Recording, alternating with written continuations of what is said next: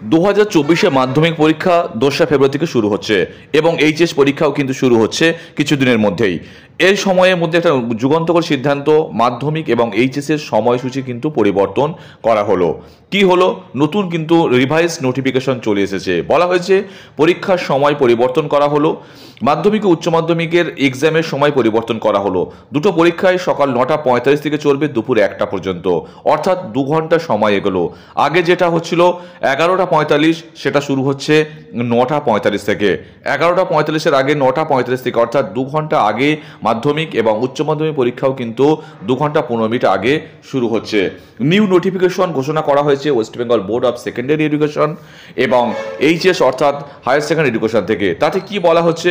Reschedule timing, অর্থাৎ reschedule করা হয়েছে। সেখানে কিন্তু বলা হচ্ছে যে টাইমিংটা নতুন 9:45 থেকে 1টা পর্যন্ত পরীক্ষার কথা বলা হয়েছে।